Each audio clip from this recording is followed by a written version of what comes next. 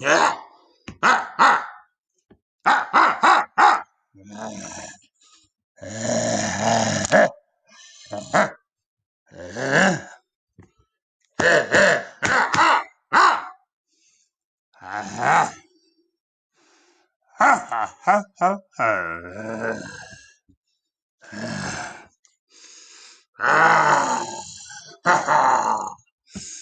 Stone Age.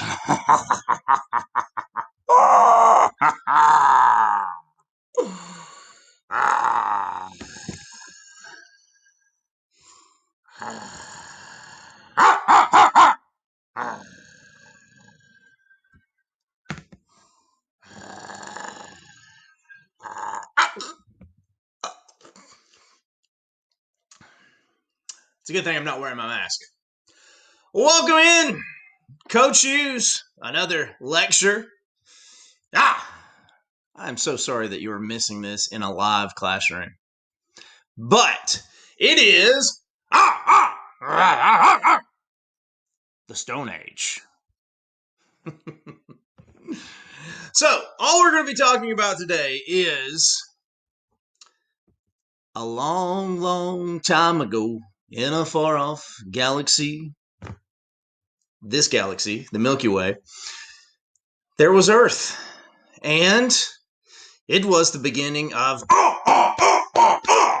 Stone Age. And the Stone Age is classified as the early period of human history. Circle A. You're going to have to know pretty much a lot of this information. A, B, C. And then when we get to the next slide, D. Yeah.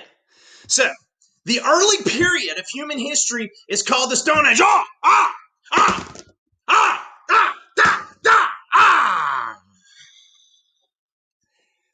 And there's three parts.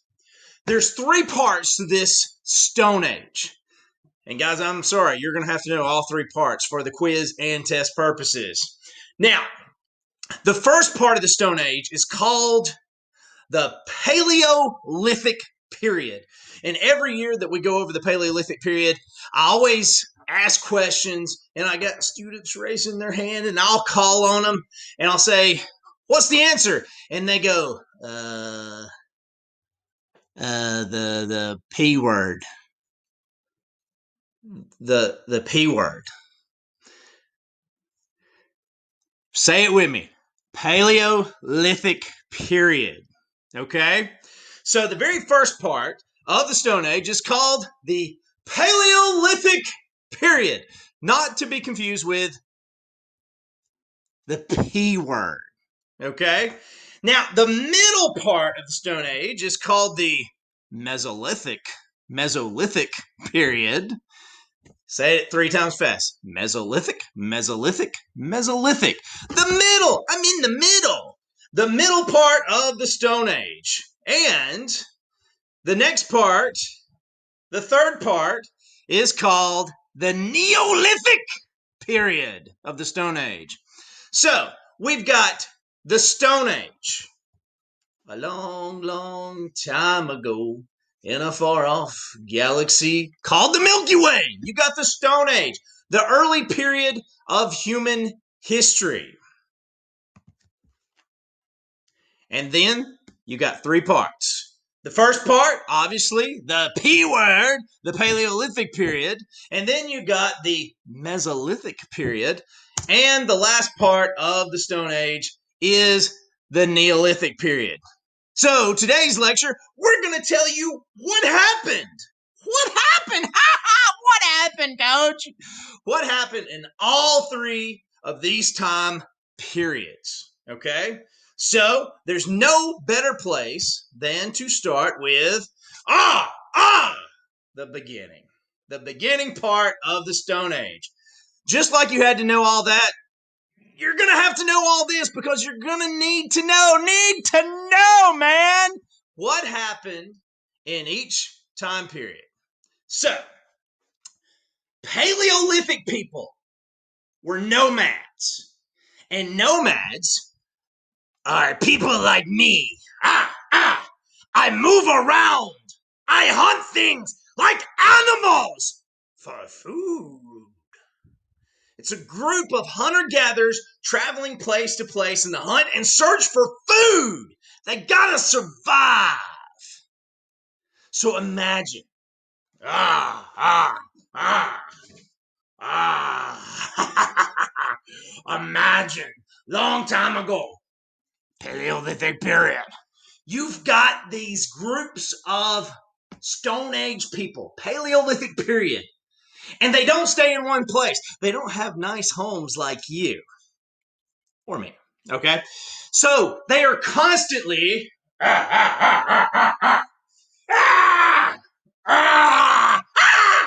they're always on the search and hunt for food. Because let me tell you something.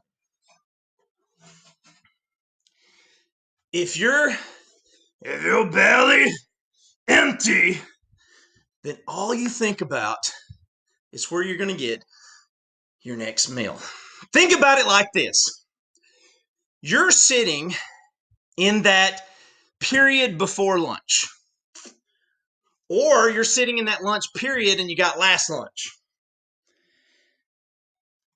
and you didn't eat breakfast. So the only thing that you're thinking of, concentrating on, looking forward to is food, man. That candy bar last night didn't cut it. So as your teacher is standing in front of the room, lecturing you, giving you vital information for the next test, you could care less. You could absolutely care less about what they're talking about because your stomach is sending signals to your brain about food. Food. Food. And your teacher turns into the teacher from Charlie Brown. Wah, wah, wah, wah. Wah, wah, wah, wah, wah, wah, wah. And all your stomach doing is growling. Because all you can concentrate on food. That's the Paleolithic period. You sitting in the period before lunch, or if you've got last lunch, you sitting in that lunch period waiting to go to lunch.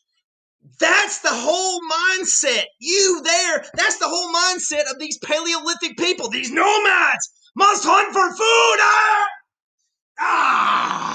Food.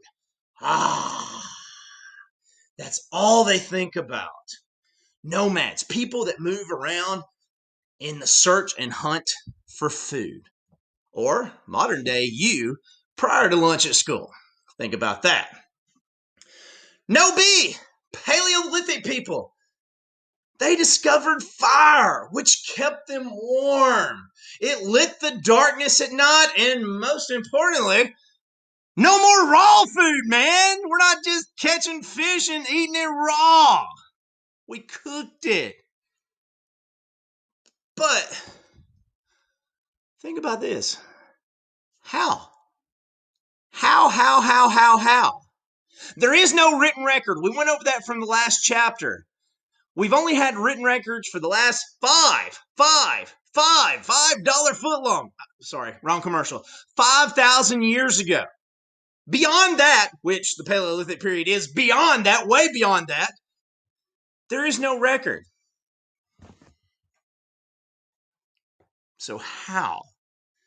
One thing that I want you to know is a lot of these people that lived at this time period, it's a lot of trial and error. Think about this. How? How do they know to use fire? The most common theory is, and it's only a theory by Coach Hughes, is there was probably, boom, a lightning strike. Probably caught a tree or grass or a forest on fire. And these groups of people were, food, where food? All these people were doing is hunting for food. Maybe they stumbled across fire. Imagine my club is fire. And I come across this.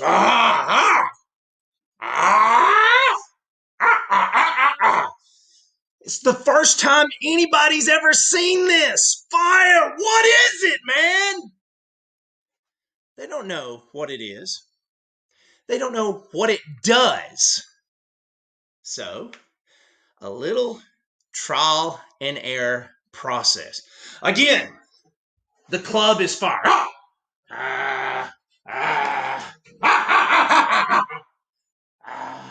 You don't know what it is.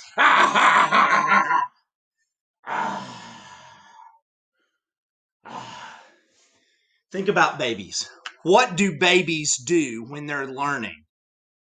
They touch, they feel. Cavemen do the same thing. If you've never seen fire,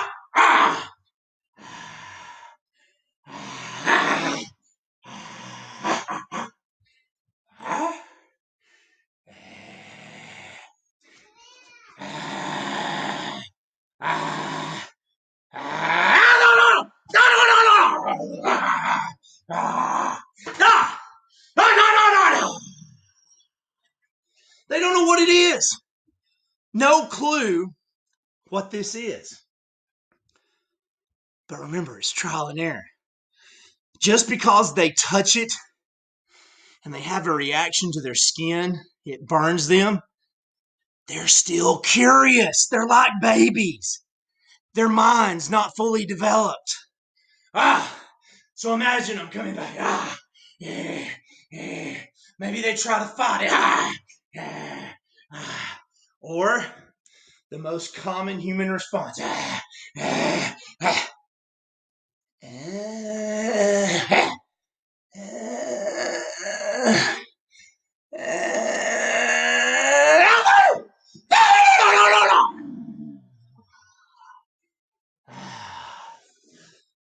And over time, through this trial and error process, they know it's hot.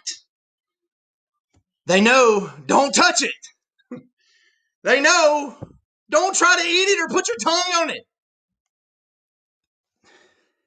And eventually, maybe they throw a fish on it.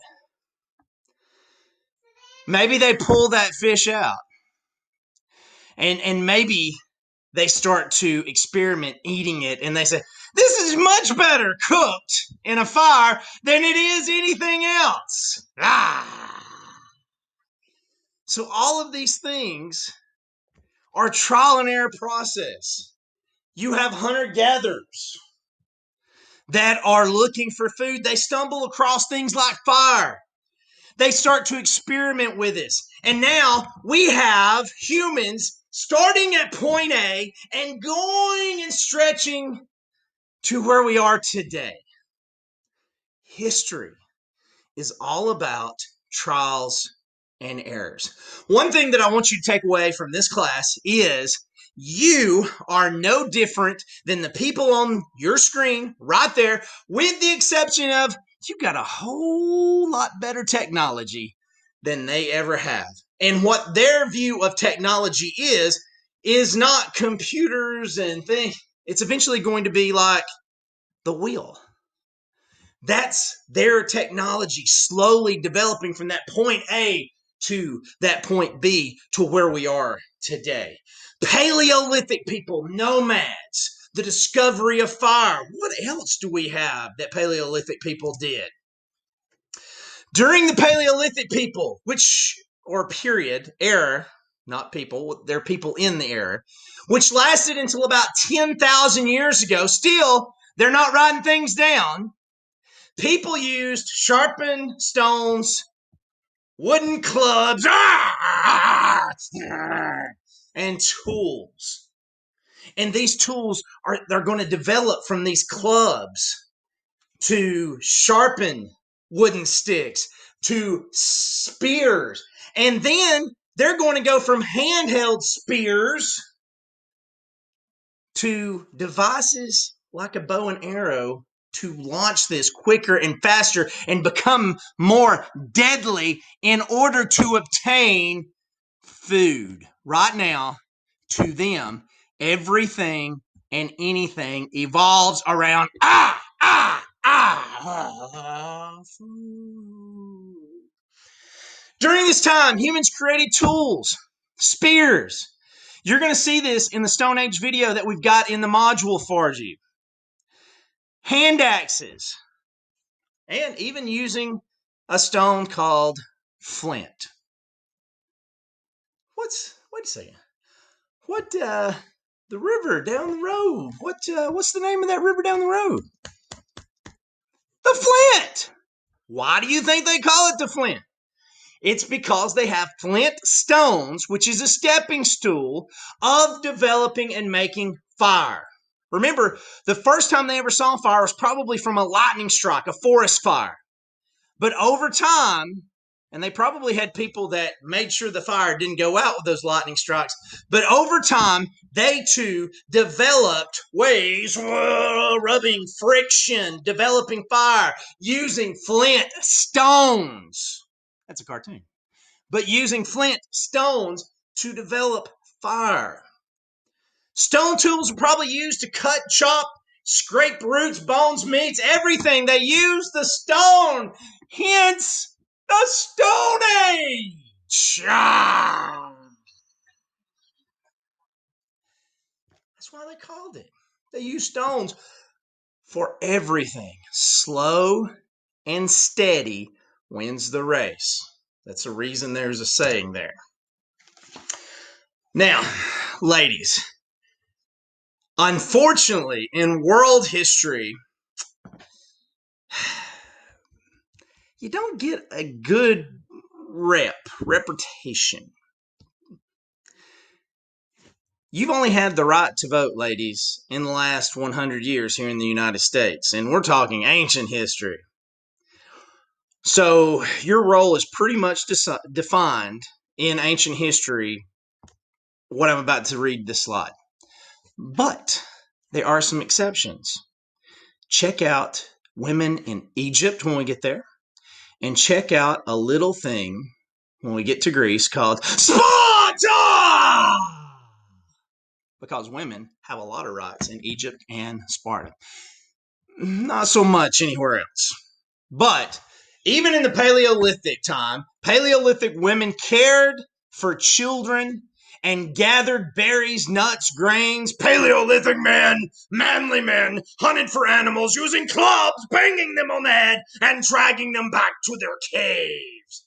They also used spears, traps, and eventually bows and arrows. But it was the women who cared for the children. It was the women who stayed at home. It was the women that got your salads together. Sorry, it's the truth. We think, remember? Written record 5,000 years ago. Could they have had a different role? Sure, they could have. But through artifacts and fossils and all these things, it's probably not exactly like some of you want to make it. It's probably more so like this. The Paleolithic people, the period, also developed a spoken language. If you look at the picture there, even the spoken and written language come about very, very slowly. The written language, when people were writing things down 5,000 years ago and up to now, anything beyond that period, not so much. But the spoken language, how,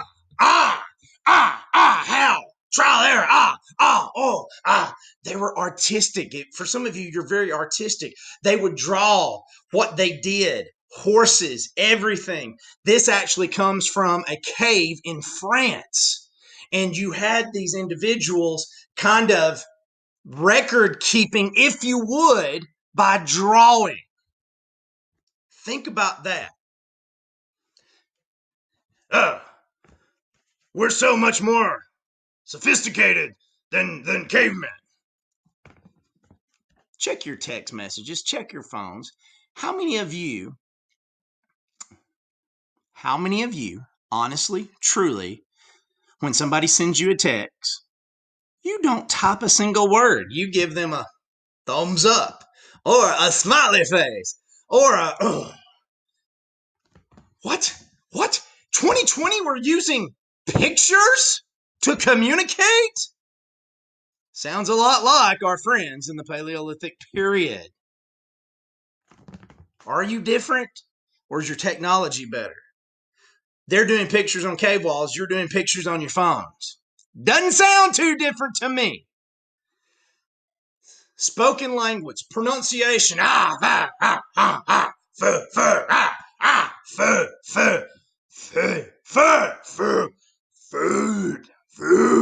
food. Spoken language came slowly. Communication came slowly. But it's part of that point A to point B that you get. Language developed as a means of communicating by resolving issues. Or distributing a food. One for you, one for you, one for you, two for me.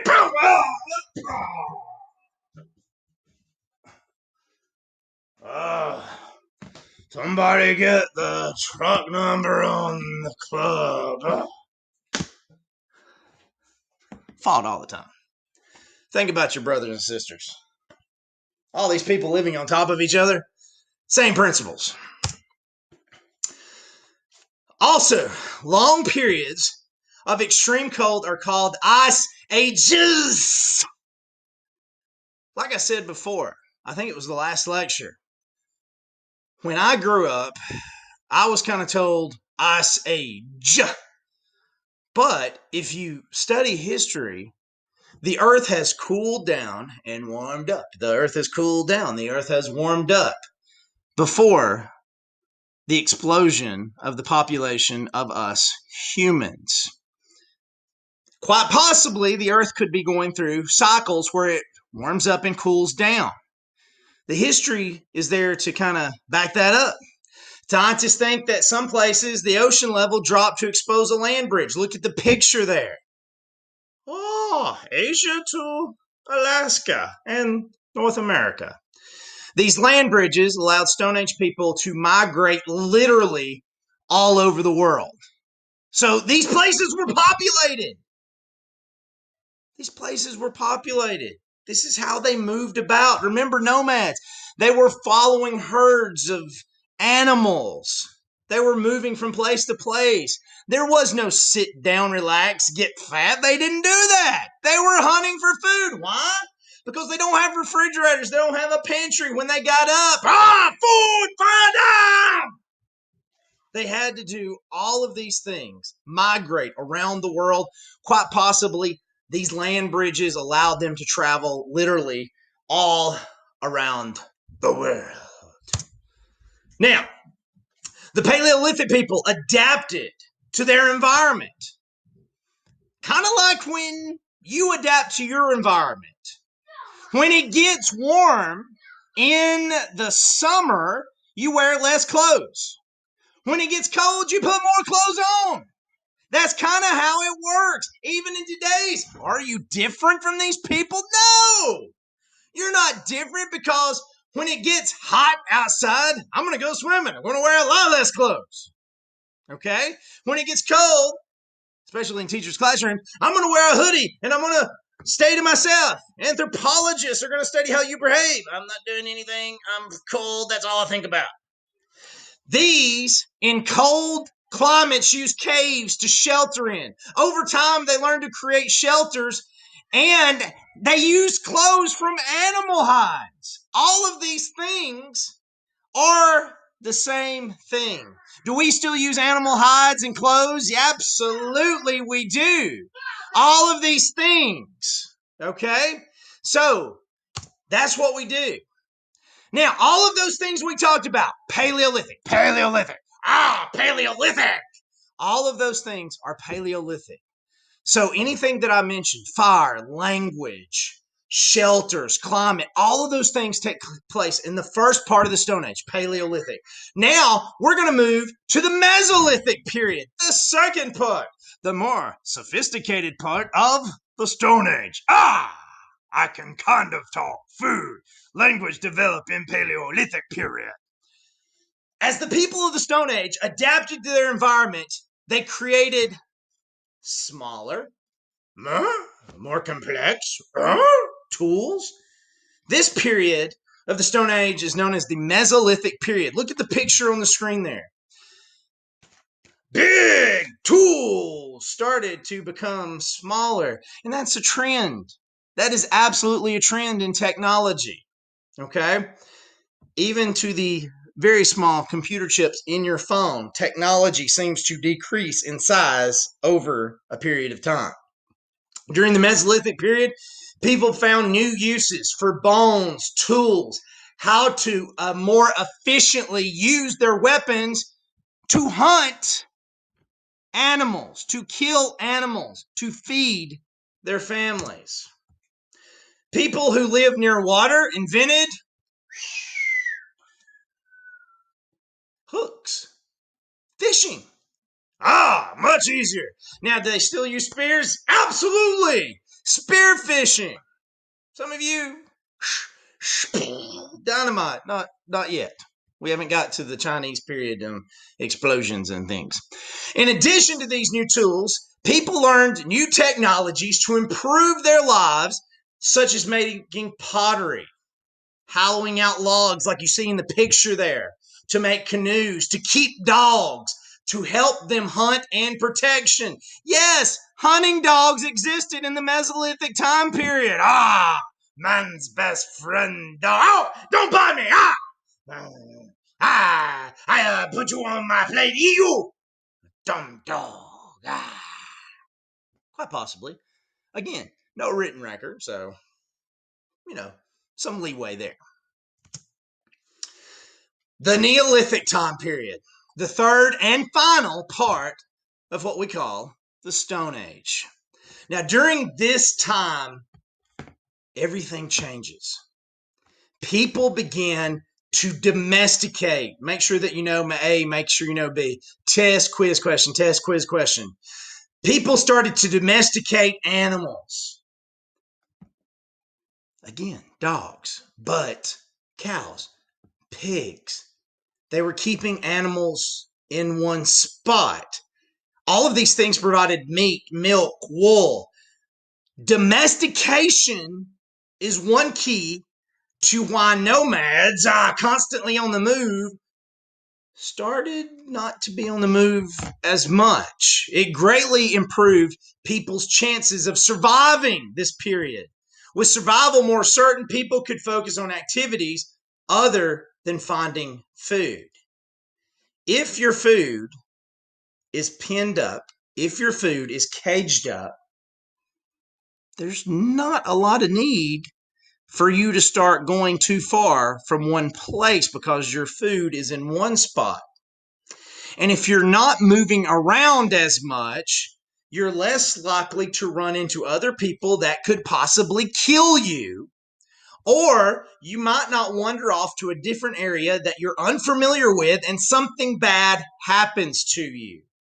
Stay close to home. Another vital thing that allowed people to kind of stay in one spot. Circle C, put a star by. Remember C, oh my gosh, it's arguably, questionably, the most important thing in world history. The farming revolution. People in different parts of the world, they started growing crops about the same time. Historians call this change the farming revolution. Now you have pigs, cows, everything that you need pinned up, stayed up, everything in one spot. Now you can go out and till the ground, producing food to eat, staying in one spot, almost ensuring your survival for an extended amount of time. People staying in one spot, people that stay in one spot, eventually other farms, villages, towns, and then the development of cities started to happen. Yes, rural areas still existed, but the development of cities is huge in world history. As these new farmers learned to control their own food production and make better shelters and clothing, populations exploded. In some areas, farming communities developed into towns, villages, cities, and so forth. And all of this because of two factors: the farming revolution and domestication of animals. Let's talk about that for a minute. The trial and error process of domestication Some animals it worked extremely well on. Some animals, not so much. How in the world do you know if you, a human, can successfully domesticate a wild, untamed animal? It's more trial and error than anything else. Now imagine that first group that went through this, okay? Think about this. Everybody that's watching, think about this. When you were younger and you went to a sleepover, you stayed the night at someone else's house. Did you keep your bedtime? Did you go to bed at 9? No. Did you go to bed at 10? No. Did you try to stay up all night? Absolutely you did. Now, think about this. If you've ever stayed at someone's house, a sleepover, or anything else, everything is going great and you're having a great time. And then, my dad always had this saying, nothing good happens after 2 a.m. Think about that. 2:30 in the morning, and you look over at your friend and they go,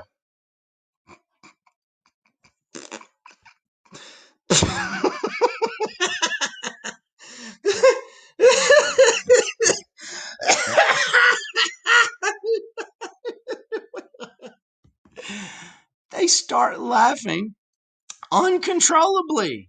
And then you start laughing. Why are you laughing? I ain't got a freaking clue why I'm laughing. It's after 2 a.m. It's when these things happen that you lose control. And this is probably what happened in this time period. Okay? People probably had late nights and they said, hey, you, I'm, you, I'm, I'm getting tired of walking and running around. You know what I saw? I saw this animal the other day. Had 4 legs, big long tail, kind of a long neck. Let's just call it a horse, okay? Uh, Man, that thing took off and it was like boom. It was so fast. And remember, it's past 2 a.m. and you're, hey, what if you climbed up on a tree there and you jumped on it and you got on its back? What? I dare you to. When that happens, everybody's like, what? Excuse me, did you just dare you? I triple dogged. Did you just triple dog dare me? You don't triple dog dare me. Shh. Okay, there's a horse over there. I'm gonna climb up this tree.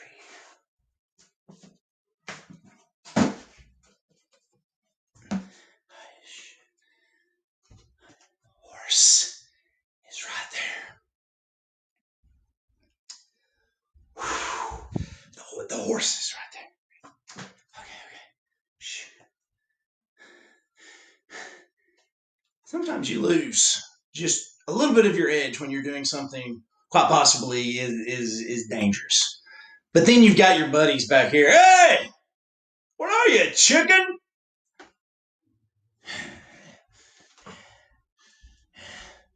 Okay, the horse is right here.